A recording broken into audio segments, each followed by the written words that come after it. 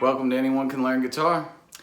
This lesson is a follow-up to our octaves introduction lesson. And what I want to do today is kind of touch on the importance of using octaves to connect the fretboard for you. And so we're going to start off in the key of G. First position, our grand bar G chord.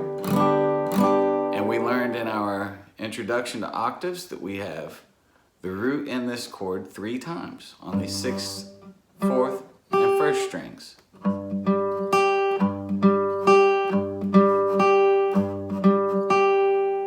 Now we're going to look at how this one connected to that one, right?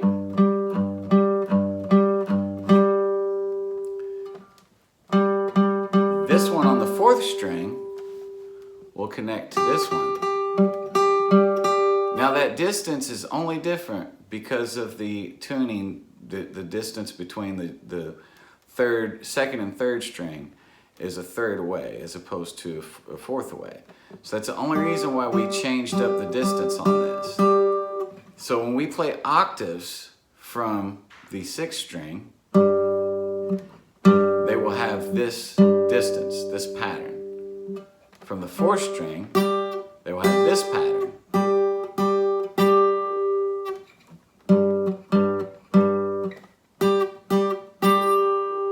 Those are 2 shapes to play octaves in. Another shape is this one. I'm playing the 4th string on the 5th fret and the 1st string on the 3rd fret.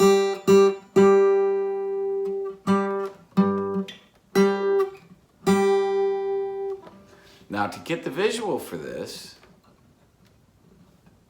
ties into that. So this is like a G5 chord. I'm holding down the 5th fret on the 4th string, 7th fret on the 3rd string, and the 8th fret on the 2nd string.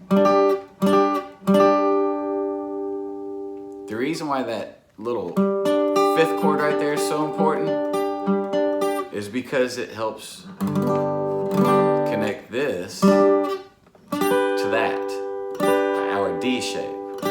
Because here's our next G up before we get to the A shape, right?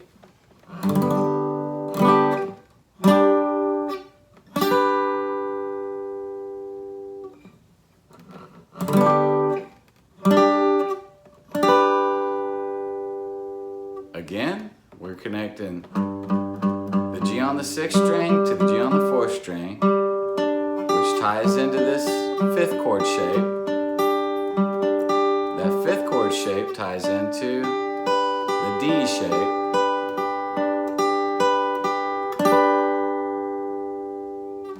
And then we're up here to our A shape. One more time. First position G, and then we have this kind of 5th chords. You can do the whole thing. That's a pretty hateful chord to try to fret, so I mean I wouldn't do it that way. I would just use this in between.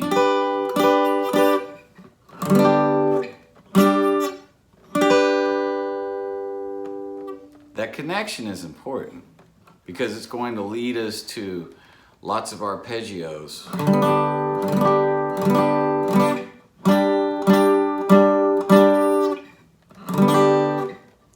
One of my guitar playing friends calls this the path less traveled. Like when you play first position, you know everybody will solo in the first position of whatever, and then they get up here and they don't really know what to do. So this little 5th chord and tying into this shape, this D shape, pretty important, okay? And then our next set of octaves is here. So I want you to get that visual.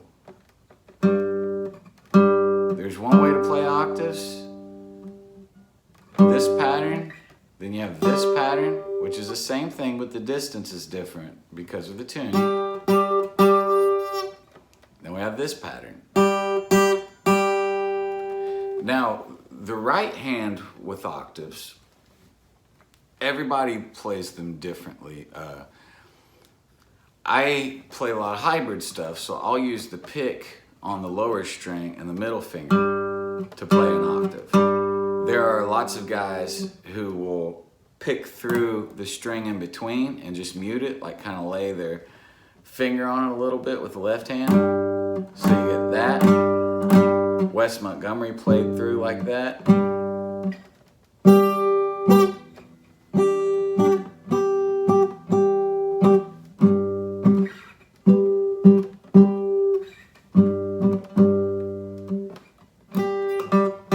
I prefer to do it with two fingers.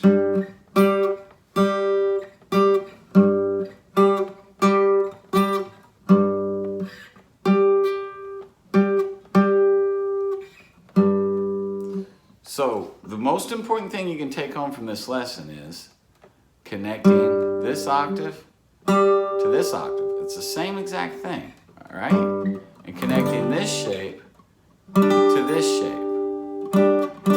Because this is going to be a great little pathway for some future lessons on arpeggios and chords.